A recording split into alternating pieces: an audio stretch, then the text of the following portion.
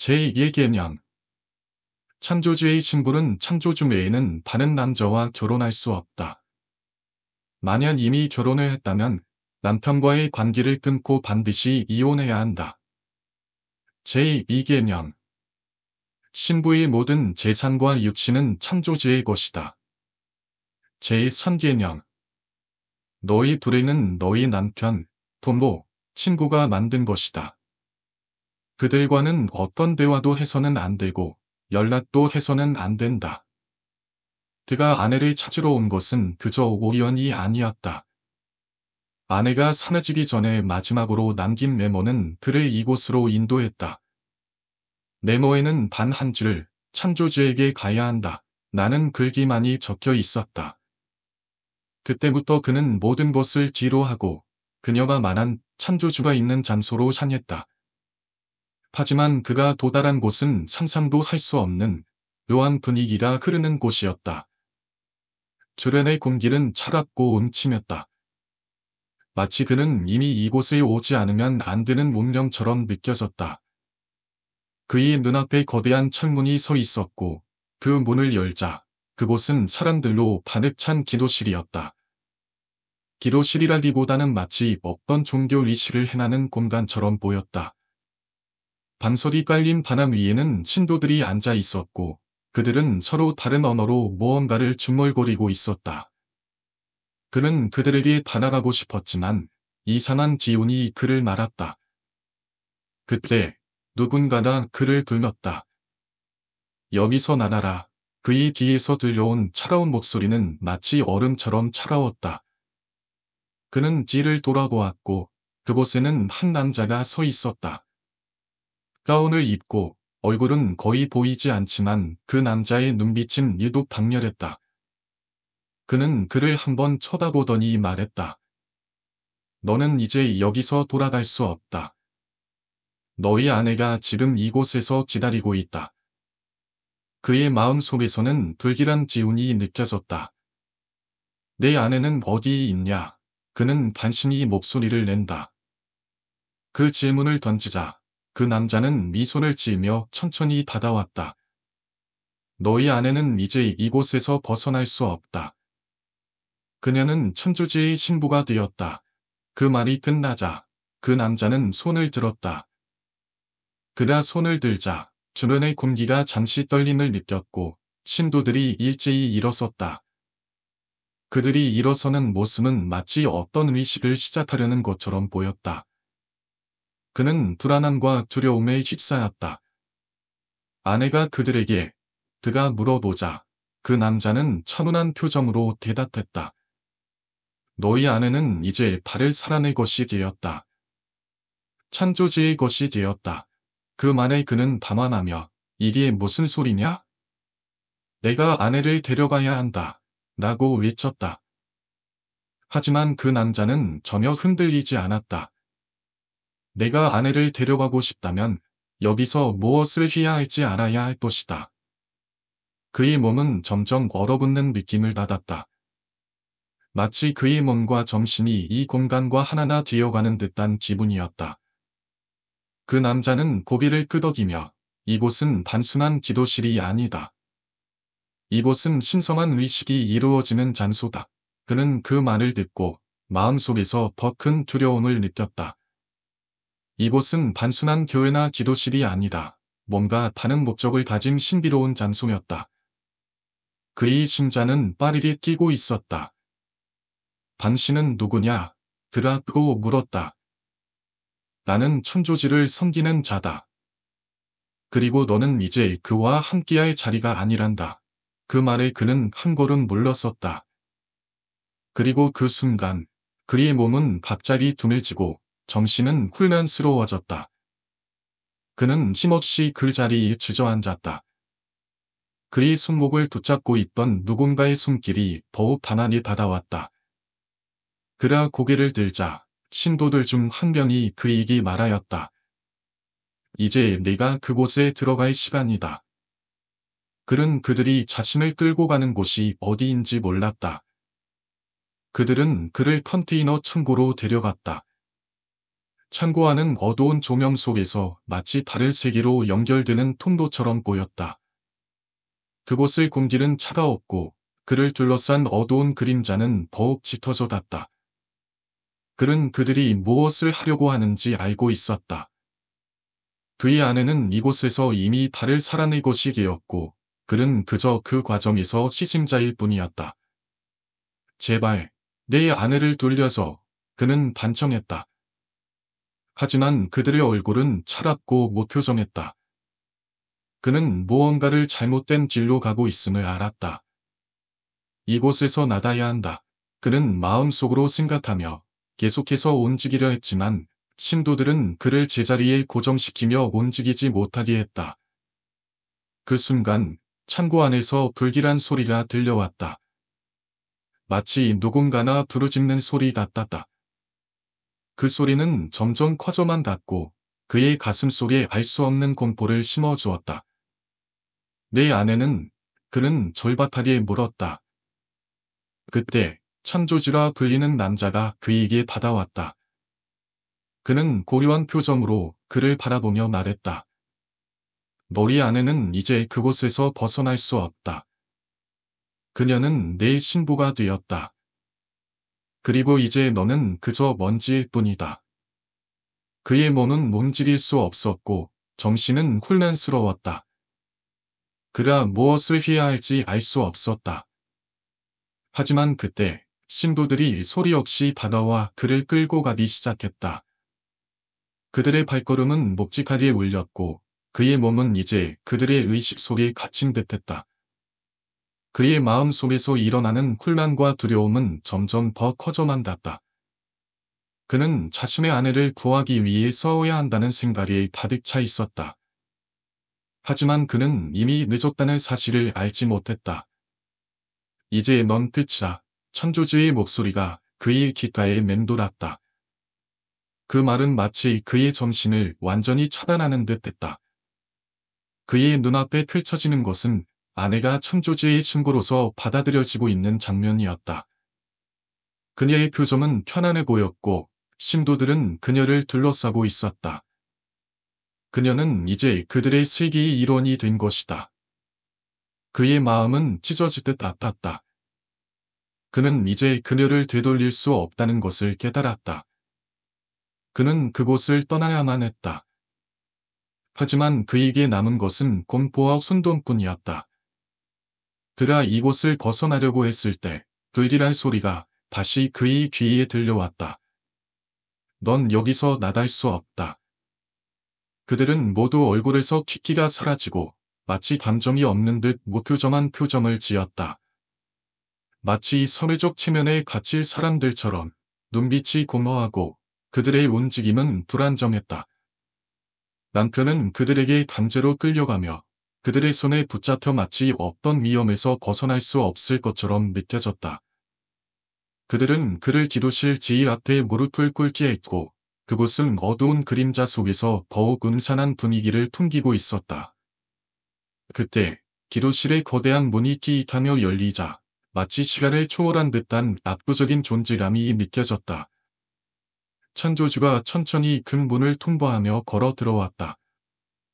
그의 뒤를 따라 하얀 드레스를 입은 여러 명의 신부들이 일렬로 따라 들어왔다. 그들의 움직임은 고요하고도 엄숙하며 그들의 눈빛은 마치 불사의 존재처럼 냉정하고 그들 각자나 어떤 심판을 내리기 위해 여기에 모인 것처럼 보였다. 그리고 그 신부들 중 그라 신년단을 찾아 휘낸 아내가 있었다. 아내는 그를 보자마자 눈을 맞추지 않았다. 그 순간 그의 심장은 격하게 뛰기 시작했다. 그는 마치 무언가를 놓친 것처럼 가슴 속에서 아픔을 느꼈다. 그러나 그의 입을 틀어막은 주권자난 남자는 그의 몸을 강제로 다시 기도실 바닥에 눕혔다. 그와 그의 아내 사이에 놓인 수많은 벽이 그를 끊임없이 무너뜨렸다. 창조주가 반찬 위에 올라서자 그를 향한 신도들의 시선이 집중되었다. 신도들은 모두 무언가를 기다리듯이 숨지려 있었고 기도실의 공기마저 긴장감에 휩싸였다. 창조주는 천천히 그의 무릎을 꿇은 남편을 내려다보며 그를 마치 모직물처럼 바라보았다. 그리고는 한마디를 던졌다. 만인지 인간인지 여러분들은 그를 구별을 할 수 있습니까? 그 말이 끝나자마자 신도들 사이에서 음성보림이 일기 시작했다. 그들은 눈을 뒤집으며 남편을 만이라 부르기 시작했다. 그의 마음속에서 의심의 여지가 생겼지만 그럼에도 불구하고 그가 아내를 다시 한번 보게 되자 그 눈빛에서 느껴지는 차가운 분노는 그를 더욱 고립시켰다. 찬조지는 마치 그가 원하는 밤을 알고 있는 듯 아내를 그의 옆에 세우고는 다시 말했다. 천사야, 만에 달아. 저 만이가 네 남편이라면 그대는 이제 그를 따라갈 것인다. 아니면 나와 함께 영원히 신부로 살겠는가? 아내는 그의 눈을 치에 그저 무표정하게 그를 내려다보았다. 그녀는 조용히 고개를 저었고 그 순간 남편은 마치 숨을 쉴 수 없는 느낌이 들었다. 아닙니다. 전호는 제 남편이 아닙니다. 저를 속인 사탄입니다. 아내의 목소리는 차가운 얼음처럼 단호했다. 그 말이 떨어지자 찬조지는 기릿한 목숨을 지으며 아내에게 다다랐다. 그의 목소리는 짙은 어둠 속에서 울려 퍼지듯 들렸다. 저 만이가 널 데리러 왔다고 한다. 어쩔래? 저놈을 따라갈래? 아니면 여기서 평생 신부로 살게 될래? 그 말이 끝나자 아내는 그 앞에서 무릎을 꿇고 바지가라니를 붙잡으며 절규했다. 찬조지님, 신부로 살게 해주세요. 저놈은 진짜 사탄입니다. 찬조지는 잠시 눈을 감고 깊은 고뇌에 따진 듯 보였다. 그 순간 기도실의 한쪽 끝에서 외제차를 닦고 있던 운전기사가 단창 위로 올라왔다. 그는 찬조지에게 무언가를 속삭였고 찬조지는 그 말을 듣자마자 눈을 번쩍 뜨며 기도실의 문을 열라고 지시했다. 만약 저놈이 진짜 사탄이라면 하늘이 눈물을 흘릴 것이다. 기도실은 창문이 없는 완벽히 차단된 구조였고 그곳은 고요하면서도 압도적인 어둠이 가득했다. 문을 열면 밖의 세상과는 전혀 다른 현실이 펼쳐질 것만 같은 예감이 들었다. 신도들은 그저 어리둥절한 얼굴로 찬조지만을 바라보았다. 그러나 찬조지는 답답한 얼굴로 그들을 바라보며 입을 열었다. 여러분, 이제 우리는 진정한 시험을 시작하려 한다. 이곳에서 진실이 드러날 것이다. 그러자 기도실의 문이 천천히 열리기 시작했다. 그 안에서 기이한 소리들이 들리며 남편의 가슴은 미친 듯이 뛰기 시작했다. 기도실 밖에서는 마치 무언가나 그들을 지켜보고 있는 듯한 긴장감이 흐르고 있었다. 찬조지는 입을 열어 신도들에게 명령했다. 저놈이 진짜 사탄이라면 하늘의 눈물이 이곳을 가득 채울 것이다. 그렇지 않다면 그가 이 세상에서 다시 태어날 기회를 가질 것이다. 그날 이후도 남편은 계속해서 기도원 앞에서 시위를 이어갔다. 그의 몸은 점점 피폐해졌고 눈은 깊은 다크서클로 감싸였지만 그의 의지만큼은 조금도 꺾이지 않았다. 하지만 그는 점점 더 외로워졌다. 기도원 앞에 혼자 서서 지나가는 사람들에게 설명하며 사이비 종교에 대해 이야기했다. 하지만 그 누구도 그를 믿지 않았다. 너무 오랫동안 여기서 기다렸어. 남편은 한 번은 그 스승에게 말하며 피곤한 몸을 이끌고 차로 돌아갔다. 그날도 어김없이 비가 내리기 시작했고 그의 마음속에는 더 이상 희망이 없다는 생각이 들었다. 그래도 아내를 찾을 수 있을까? 그는 조용히 운전하며 생각했다. 하지만 그 순간 차 창문 밖으로 무엇인가 지나갔다. 아니, 정확히 말하면 없던 그림자가 그의 차를 스치고 지나간 것이다. 그것은 사람이 아니었다. 너무 빠르고 너무 이상하게 움직였다. 남편은 순간적으로 가슴이 섬뜩해지며 브레이크를 밟았다. 뭐지, 이게? 그는 멍하니 창밖을 바라봤다. 그 그림자는 너무 빨리 움직여서 어디로 가는지 정확히 알 수 없었다. 하지만 그 순간 그의 심장이 더 이상 진정되지 않았다. 그의 머릿속에서 수많은 질문이 떠올랐다. 이게 전부 환상인가? 아니면 정말로 무언가가 나를 따라오는 것인가? 그런 생각이 들어 가슴이 답답해졌다. 남편은 다시 기도원으로 향하기로 결심했다. 그가 다시 그곳에 도착했을 때 비는 더 강하게 내리고 있었다. 기도원 앞에 멈춰선 그의 차가 흔들리기 시작했다. 그는 차에서 내려 길을 맞으며 기도원으로 걷어갔다. 그의 발걸음은 굳어져 있었다. 이젠 무엇이든 피해야만 했다. 아니, 피해야 한다고 믿고 있었다. 기도원의 문 앞에 서자 그는 무언가가 이상하다는 느낌을 받았다. 기도원의 문은 여전히 닫혀 있었다. 그날이 오기를 기다리며 그는 다시 한번 그 문을 두드렸다. 그런데 그때였다. 갑자기 기도원에서 나오는 한 여인이 보였다. 그는 그 여인을 즉시 알아볼 수 있었다. 바로 그의 아내였다. 아내야. 그는 놀라며 그녀에게 달려갔다. 하지만 아내는 그의 손을 뿌리치며 차가운 표정으로 그를 바라보았다. 너, 왜 여기 있어? 아내의 목소리는 단호했다. 너를 찾았어. 왜 이렇게 된 거라? 왜 나를 떠났어? 남편은 절박하게 물었다. 그의 목소리에는 눈물 섞인 감정이 묻어났다. 그녀는 잠시 말없이 그를 바라보았다. 그러다 한숨을 쉬며 입을 열었다. 나는 그들이 말한 대로 정말로 구원받았어. 이제 내가 믿는 사람은 다른 사람이야. 너는 더 이상 내 남편이 아니야. 아내의 말은 너무 차갑고 너무 단호했다. 그게 무슨 소리야? 제발 제발 나랑 다시 돌아가자. 내가 그동안 어떤 상황에 빠졌는지 알게 됐어. 그들은 너를 속였어. 남편은 내원했다. 그러나 아내는 반지 고개를 저으며 차갑게 말했다. 이건 틀치야. 나에게 더 이상 기대지 마. 그 순간 남편의 눈에 얼어붙은 공기가 스며들었다. 그가 이 모든 일을 겪으면서 느꼈던 것이 무엇인지 이제야 깨달았다. 그는 더 이상 아내를 붙잡을 수 없다는 것을. 이 모든 일은 결국 그가 막을 수 없었던 일들이었고 그 또한 그 사실을 받아들여야만 했다. 하지만 그가 돌아서려는 찰나 다시 한번 그 괴이한 그림자가 그의 시야에 나타났다.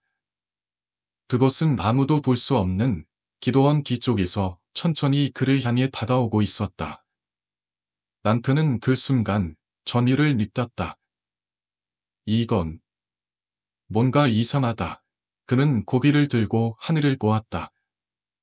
그때 비가 멈췄다. 그리고 그 순간 하늘에서 붉은 빛이 내려왔다. 그 빛은 기도원을 비추었고 주변을 휘감았다. 그 빛 속에서 남편은 그 그림자가 점점 가까워지는 것을 느꼈다. 그 그림자는 점점 더 명확해졌고 마침내 그 앞에 나타난 것은 다름 아닌 그의 아내였다. 너는 그곳에 있을 수 없어.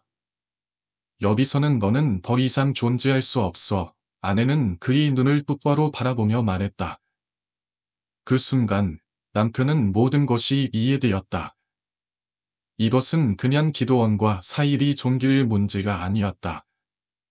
이 모든 것은 더 큰, 더 무서운 존재와 연결되어 있었던 것이다.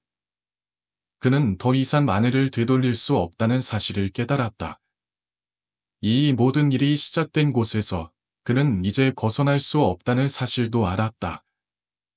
하지만 그와 동시에 남편은 마지막으로 아내에게 말했다.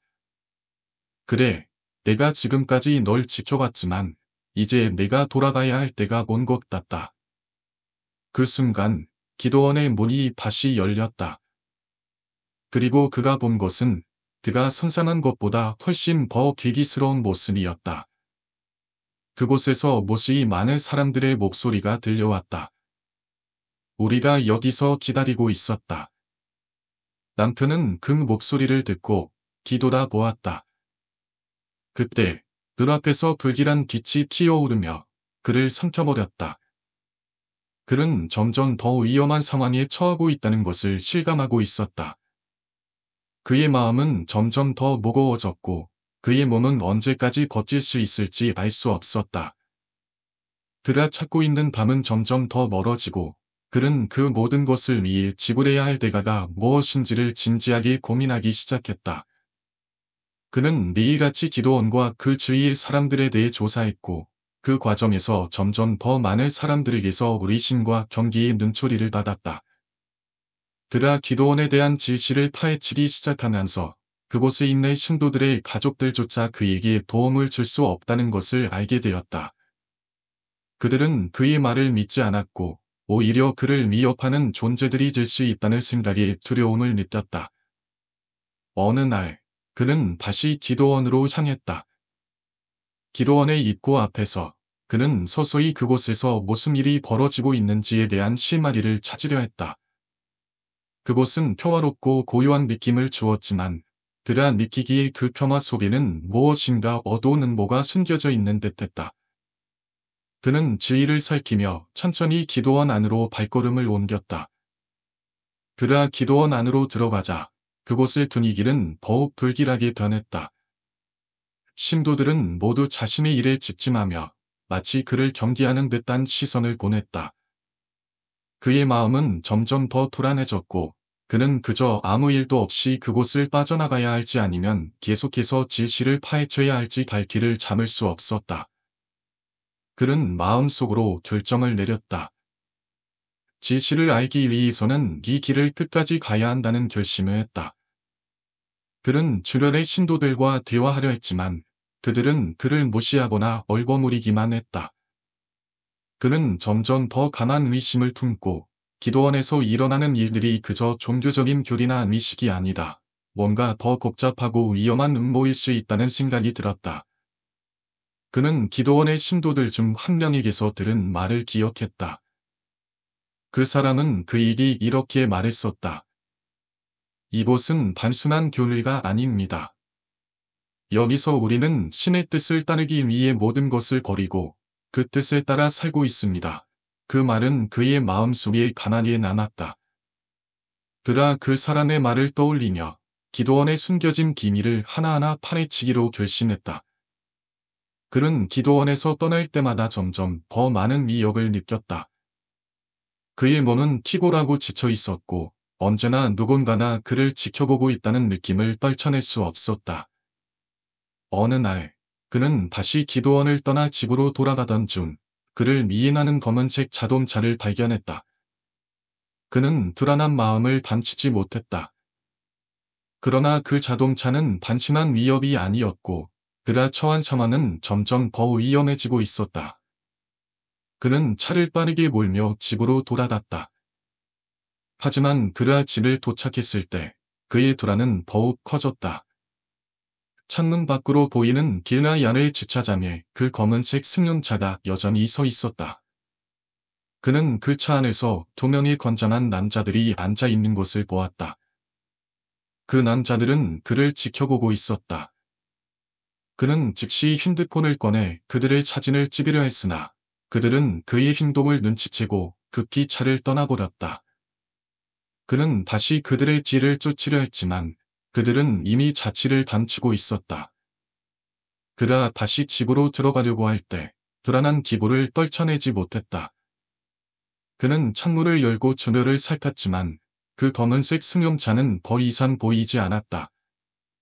그가 이 상황에서 벗어나기 위해서 어떤 선택을 해야 할지 그는 정말로 모르겠다고 생각했다. 그는 이제 더 이상 자신이 무엇을 해야 할지 어떻게 아내를 구할 수 있을지에 대한 명확한 답을 찾을 수 없었다. 매일같이 그의 마음은 점점 더 무겁고 그가 할 수 있는 일은 점점 줄어들었다. 그는 여러 차례 경찰에 도움을 요청했지만 경찰은 그를 믿지 않았다. 경찰은 그가 말하는 납치 사건이나 종교 활동이 그저 정상적인 일이었다고 말했다. 그는 절망적인 기분에 따졌다. 결국 그는 자신이 더 이상 할 수 있는 일이 없다는 것을 깨닫게 되었다. 그는 계속해서 시위를 하며 기도원과 그곳의 진실을 밝혀내려 했다. 하지만 그가 계속해서 가는 길은 점점 더 위험한 길로 이어지고 있었다. 그의 몸과 마음은 지쳐갔고 더 이상 기도원을 떠나지 않을 수 없다는 생각이 들어갔다. 그가 무엇을 해야 할지, 어디로 가야 할지 모르겠지만 그는 끝까지 진실을 밝혀내야 한다는 강한 의지를 가지고 있었다. 그리고 그는 결국 기도원에 있는 신부들의 가족을 찾아냈다. 그들은 모두 그가 예상했던 것처럼 그곳에서 어떤 일이 벌어지고 있는지 알고 있었다. 하지만 그들 역시 그곳에서 벌어지는 일이 얼마나 위험한 일인지를 깨달았을 때는 이미 늦었다. 그들은 더 이상 그 일에 도움을 줄 수 없었고 그를 도와줄 사람은 아무도 없었다. 그는 아내와 함께 차에 탔지만 마음속에서 불안감은 사라지지 않았다. 비가 계속해서 내리는 가운데 그는 차창을 통해 흐릿하게 보이는 거리의 불빛을 바라보며 생각했다. 우리는 이제 어디로 가야 할까? 그 물음은 단순히 어디로 가야 할지를 넘어서 앞으로의 삶이 어떻게 될지에 대한 고민을 담고 있었다. 기도원에서의 끔찍한 경험을 떠올리며 그는 자신이 살아남았다는 사실에 놀라움을 느꼈다. 그곳에서의 일들이 얼마나 끔찍했는지 그 순간들을 어떻게 잊을 수 있을지 모르겠지만 그는 이제 새로운 삶을 시작해야 한다는 생각이 들었다. 여보, 괜찮아. 그는 아내의 얼굴을 살펴보았다. 아내는 여전히 침묵을 지키고 있었고 그의 질문에 단심히 고개를 끄덕였다. 하지만 그 표정에서는 고통이 엿보였다. 약물의 영향이 남아있었는지 아니면 그곳에서 겪은 고통이 아직 아내를 사로잡고 있었는지 알 수 없었다. 조금만 더 가면 집에 도착할 거야. 그때까지 조금만 참아줘. 그는 아내에게 힘을 주고 싶었지만 아무리 말해도 그의 마음속 깊은 곳에서 밀려오는 불안은 사라지지 않았다. 차는 조용히 도로를 달렸다. 비는 점점 더 세차게 내리기 시작했고 거리의 불빛들이 흐릿하게 비쳤다. 그들은 더 이상 기도원의 집으로 돌아갈 일이 없다는 안도감을 느끼면서도 그곳에서의 기억들이 그의 머릿속을 떠나지 않았다. 그는 아내가 괜찮을 때까지 기다리기로 결심했다. 그러나 아내의 상태가 개선되지 않으면 어떻게 해야 할지 걱정스러웠다. 병원에 데려가야 할지 아니면 집으로 돌아가서 잠시 휴식을 취할지 여러 가지 생각이 그의 머릿속을 스쳐갔다. 그때 그는 자신이 이 모든 일에서 어떻게 벗어날 수 있을지, 어떻게 다시 행복을 찾을 수 있을지에 대한 질문을 계속해서 스스로에게 던졌다. 나는 왜 이렇게 고통을 겪어야 했을까? 왜 이 모든 일이 나에게 일어난 걸까? 그런 질문들로 머리가 아팠다. 기도원에서의 일들, 그곳에서 만난 사람들, 그리고 아내가 겪은 고통. 그 모든 것이 그의 마음을 짓누르고 있었다. 그는 아내를 지키기 위해 싸웠고, 아내를 다시 데려오기 위해 최선을 다했다. 그리고 이제 그들은 다시 시작할 수 있을 것이라는 희망을 품고 있었다. 하지만 그 희망은 단지 한 줄기 빛처럼 희미하고 불안했다. 그들의 앞에 어떤 미래가 펼쳐질지, 그 어떤 답을 얻을 수 있을지 모른 채 그들은 계속해서 어두운 도로를 달리고 있었다. 우리 다시 시작할 수 있을까? 그는 다시 한번 마음속으로 다짐했다. 기도원에서의 일들이 그들에게 남긴 상처는 너무나 깊었고 그것이 쉽사리 치유될 수 있을 것 같지 않았다. 하지만 그는 포기하지 않기로 결심했다. 이제 그는 아내와 함께 새로운 삶을 시작할 수 있을지 모르지만 그 어떤 고통도 그들을 완전히 무너뜨릴 수는 없을 것이라고 믿었다. 그때 아내가 조용히 말했다. 여보, 나는 이제 그만 끝내고 싶어. 이 모든 것이 너무 힘들어. 아내의 목소리는 점점 흐려졌고 그 말을 들은 그는 가슴이 저려왔다. 아내는 아직도 기도원에서의 경험을 잊지 못하고 있었던 것이다. 여보, 괜찮아. 우리는 이제 끝낼 수 있어. 다 끝났어. 그는 아내를 위로하려고 애썼다. 하지만 그의 목소리조차 떨리고 있었다.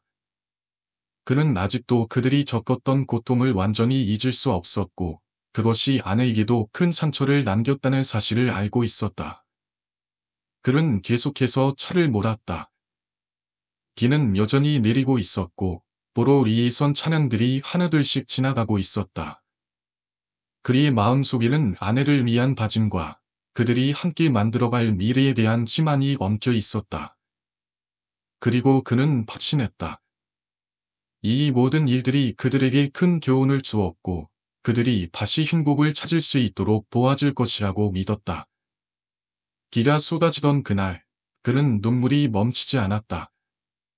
손끝이 떨리고 가슴속 깊은 곳에서 뭔가 억눌린 감정들이 한꺼번에 터져 나오는 듯했다. 아내를 끌어안고 싶었다.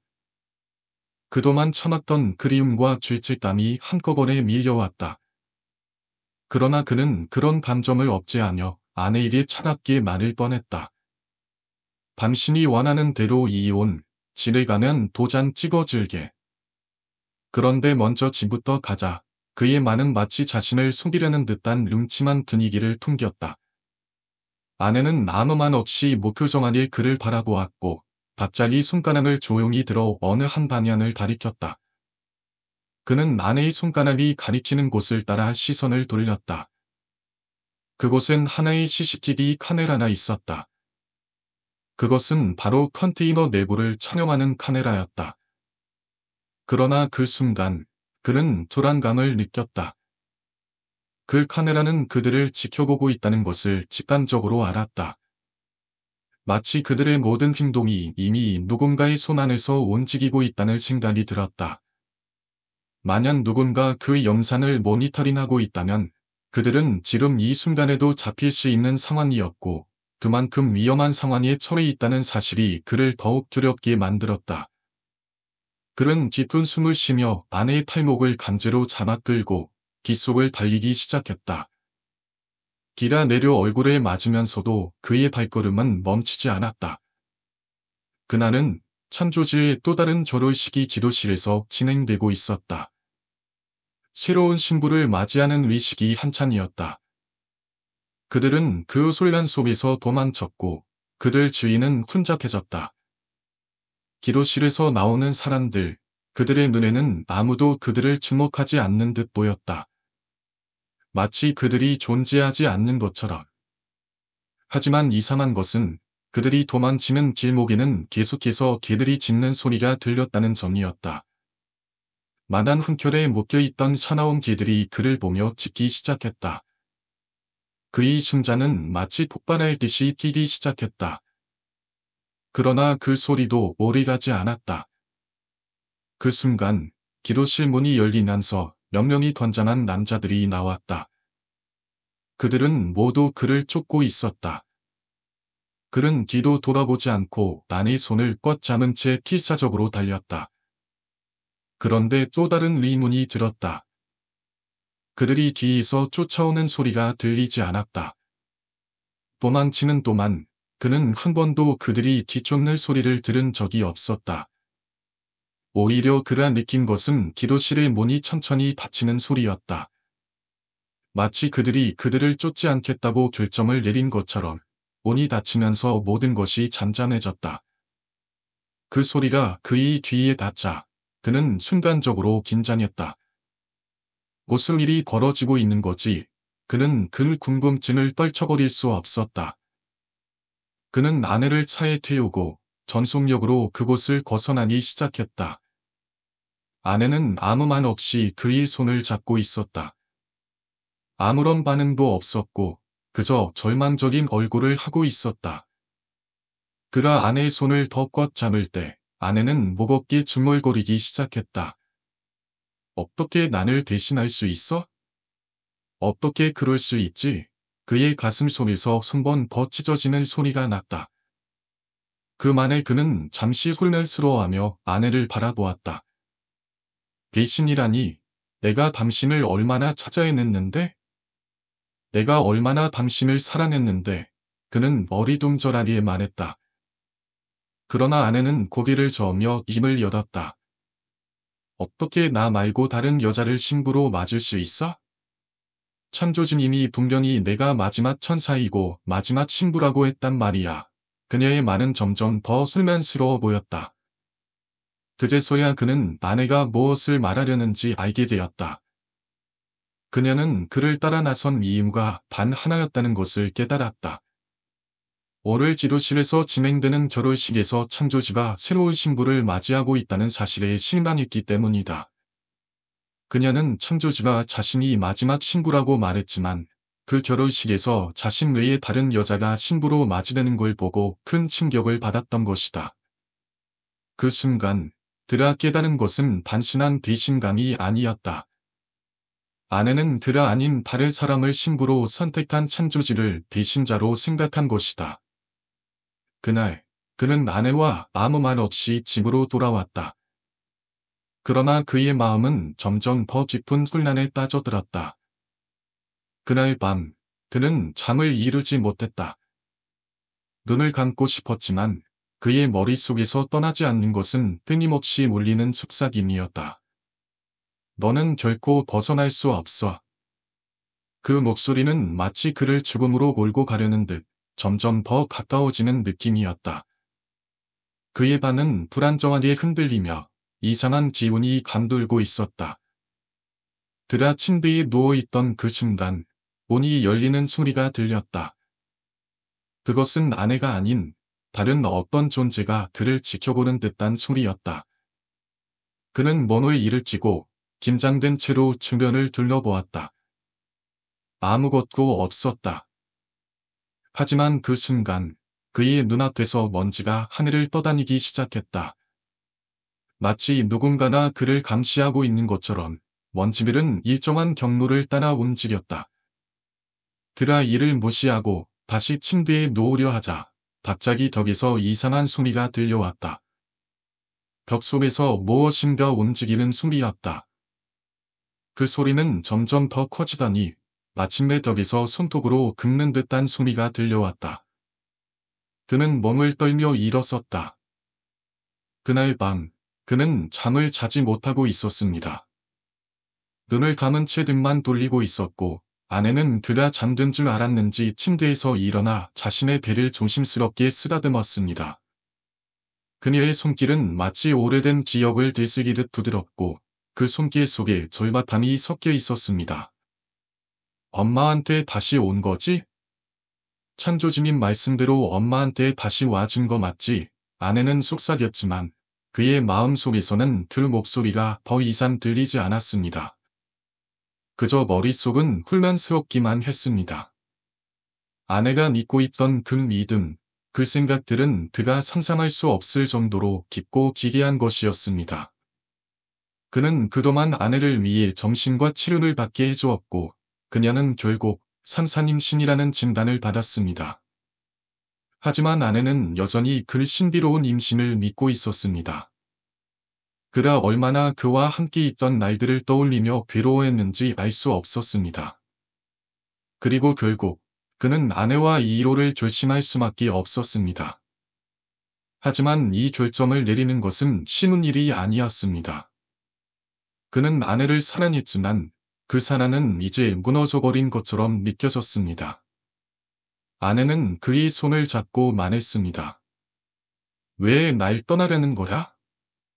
창조주님이 분명히 말했잖아. 내가 마지막 천사라고. 그녀는 절박하게 그의 팔을 붙잡았습니다. 그의 얼굴에서 감정을 읽을 수 없었고 그의 마음은 갈수록 차갑게 식어왔습니다. 하지만 그는 여전히 아내의 손을 놓을 수 없었습니다. 이혼을 결심했음에도 불구하고 그녀가 그를 붙잡고 있다는 생각이 마음속에서 갈등이 일어났습니다.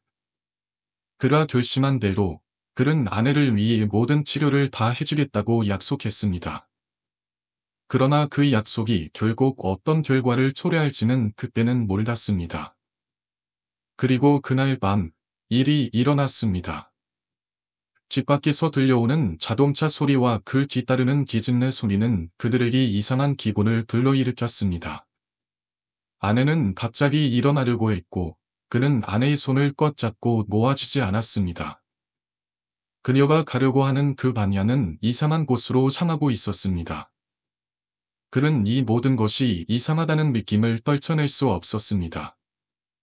아내의 눈에 비친 그 표정은 마치 그녀가 무엇인가 알고 있다는 듯이 보였습니다. 왜 저리 가려는 거야? 그는 물었지만 아내는 대답하지 않았습니다. 대신 아내는 조용히 일어났고 그는 그만큼 아내의 손을 더욱 꽉 쥐게 되었습니다. 그러다 그가 문을 열었을 때 그 집 앞에 서 있는 것은 그가 알던 사람들, 아니 그가 알지 못하는 이상한 인물들이었습니다. 그들 모두가 하얀색 옷을 입고 있었고 그들의 눈빛은 그를 응시하며 뭔가를 말하려는 듯했습니다. 그들은 그에게 말을 걸지 않았지만 그가 눈을 감고 잠시 눈을 뜨면 그들이 그의 주변에 서 있던 것처럼 느껴졌습니다. 마치 그가 아무리 돌아봐도 그들이 사라지지 않는 것 같았습니다. 그는 순간적으로 그들이 아내와 관련이 있다는 생각이 들었습니다. 아내는 그 일에 아무 말도 하지 않았고 그저 그를 따라오는 듯한 태도를 보였습니다. 그는 다시 한번 아내의 손을 잡고 짐을 떠나기로 결심했습니다. 그들이 도망쳐야 했던 이유는 이제 분명해졌습니다. 그들은 이곳에서 더 이상 안전할 수 없다는 것을 알고 있었습니다. 그들이 집을 떠나고 나서 그는 그저 무작정 차를 몰고 달렸습니다. 아내는 말이 없었고 그는 아무런 대화를 나누지 않았습니다.